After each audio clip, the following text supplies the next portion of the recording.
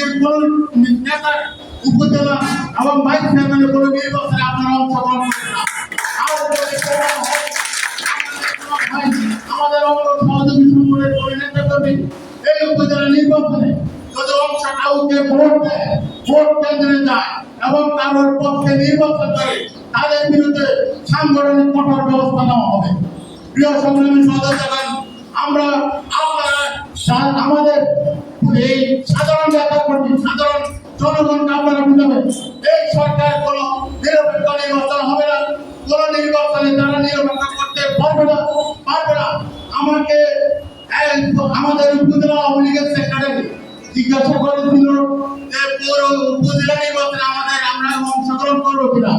আমি উত্তরে বলে দিয়েছি, ভাই আপনাদের সাথে আমরা মসজিদ নির্বাচন করবো না। যদি মসজিদ কমিটি উপজেলা নির্বাচন তো দূরের কথা, যদি মসজিদ কমিটি নির্বাচন হয় আমরা আপনাদের সাথে মসজিদ কমিটি নির্বাচন করবো না। প্রিয় সংগ্রামী ভাইগণ, আপনারা আগামী দিনে আন্দোলন সংগ্রাম যে কোনো আন্দোলন সংগ্রামে প্রস্তুত থাকবেন। এই অন্ধকার যুগ, জাহিলিয়া যুগ চিরকাল থাকবে না। ইনশাআল্লাহ আমাদের রাস্তা, আমাদের পথ সুগম হবে। আমাদের এই দেশে বেগম খালেদা জিয়া প্রধানমন্ত্রী হবে, এই দেশে তারেক রহমান এই দেশে নেতৃত্ব দেবে, শেখ হাসিনা এই দেশে দীর্ঘদিন ক্ষমতা থাকতে পারবে না।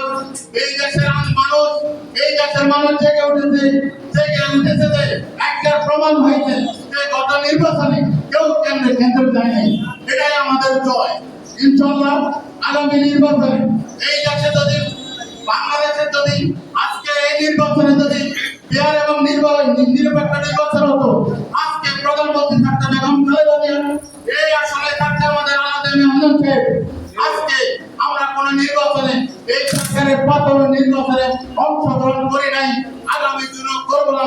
এই দেশে যখন ফ্রি এবং ফেয়ার নিরপেক্ষ নির্বাচন হবে, তখন আমরা বাংলাদেশ জাতীয়তাবাদী দল বিএনপি এই দেশের সাধারণ জনগণ নিয়ে ভোটে এবং যেই কোনো নির্বাচনে অংশগ্রহণ করবো।